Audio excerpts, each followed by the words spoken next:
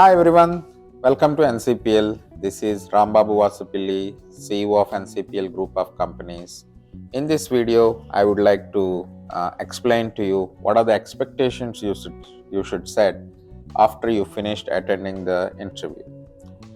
Many a time, what the job seekers think is they go and attend the interview as usual, and they try to answer each and every question they are asked.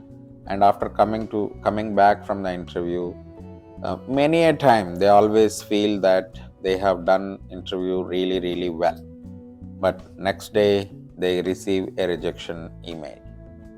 If they know that they haven't answered many of the questions, they will obviously know they will be rejected. But many cases, people always think that they have answered all the questions and accurately, and they might expect an offer. But to the surprise, the very next day they receive a rejection mail, or week or 2 weeks down the line, they receive a rejection from the recruiter. Now, why does it happen like this?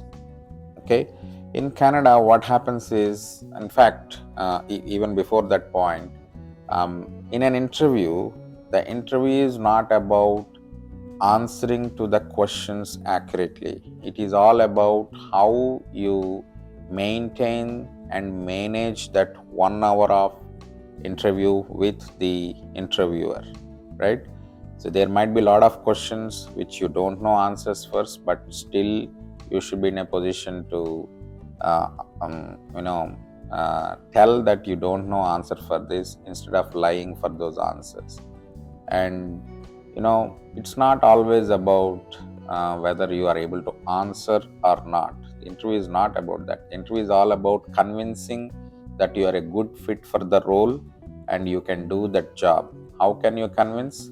You can convince by answering all the questions accurately. You can convince that even if you don't know some answers, you can immediately learn and then able to do the job.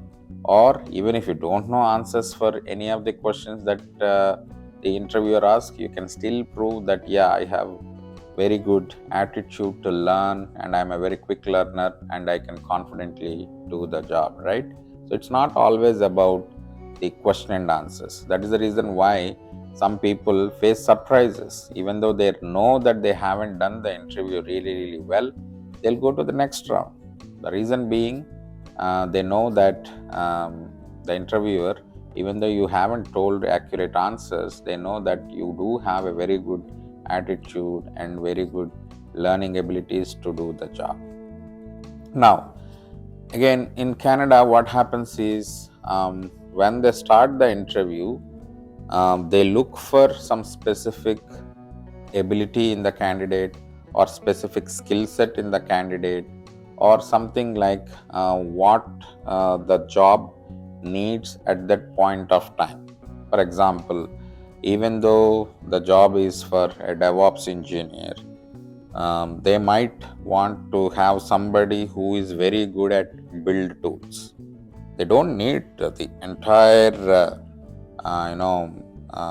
DevOps roles and responsibilities, but for the role they are doing interview, they just need somebody who is very good at build tools like Ant, Maven, Gradle, etc.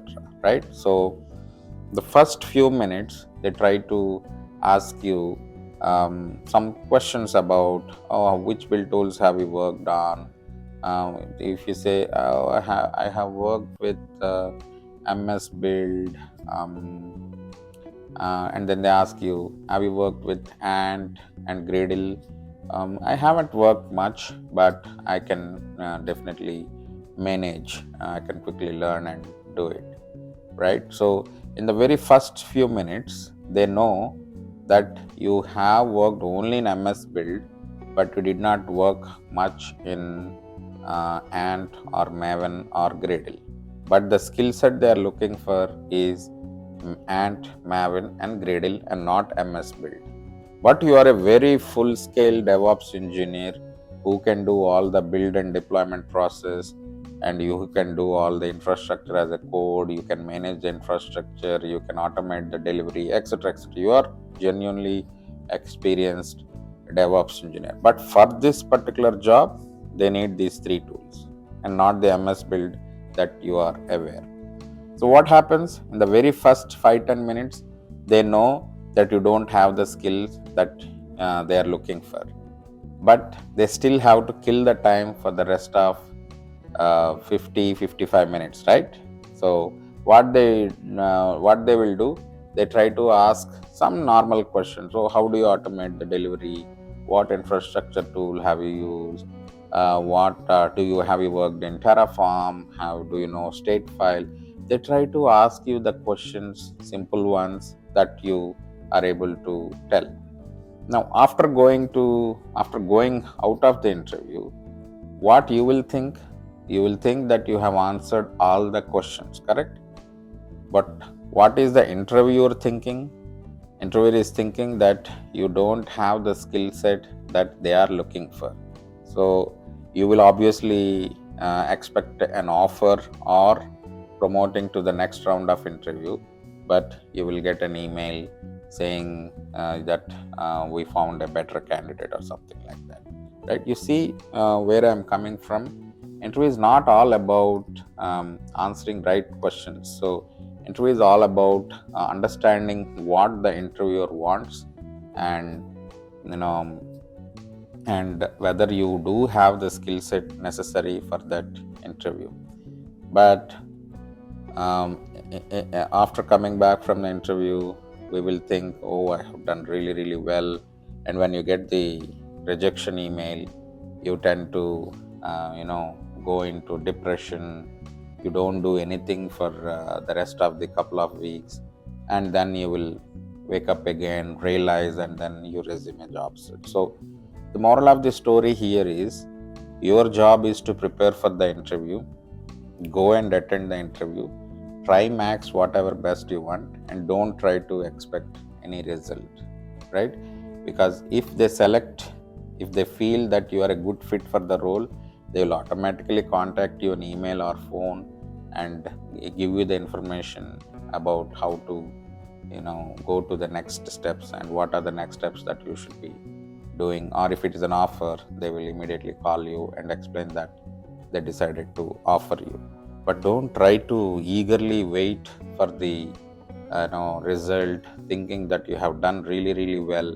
Most of the people I know, they will eagerly expect and they stop doing everything, right? I can definitely get an offer. I need not have to search for any other job. I will definitely pass in this interview, blah, blah, blah. And they waste time just to hear the bad news, right? Again, they waste time going into depression for those few weeks hearing this bad news. So you literally waste the time. So just keep preparing, keep attending interviews, and forget about it. So I know it is very easy to say this, but you just need to practice. Otherwise, job search is going to be an extremely emotionally draining activity. Trust me, people won't be happy during the job search period. It's an emotionally draining period, but it is what it is. You just need to prepare and then try to get a job. And if you are able to reduce this emotional draining by following these hints, you will be very happy, and with that happy mode, you will be able to get the job faster, right? So interview is not all about whether you have answered right questions or wrong questions. And one more thing is, when you attend the interview, when you tell the answer, interviewers don't tell you whether the answer you have given is correct or wrong, right? So for example, if they ask you what is a state file in Terraform, let's say you don't know what is the answer for this because you haven't worked in Terraform at all, but you try to tell something. Oh, a state file is something which maintains the state of the file, right? But then interviewer don't say this is a wrong answer, but they will try to say awesome, excellent, because Canadians are very nice people. They never say no, or they don't say wrong in front of the face, right? So we think that whatever answer we told is right, isn't it? So But then for everything they say nice, awesome, excellent, perfect, right? Irrespective of whether it is a right answer or a wrong answer. And then you think that you have answered really well, and you think that they have acknowledged that they are all right answers, and you come back from the interview thinking that you will definitely go to the next round, or you will definitely get an offer. Again, you can get a rejection email, right? So this is also, I have seen people, when they come back from the interview, I ask them, what did you do? So that is why in NCPL consulting we have this practice. After coming back from the interview, we tell the candidate to write the question and also what answer they have given, so that we will assess whether he has done right answers or wrong answers, and we will have an opportunity to correct if he is going in a wrong direction.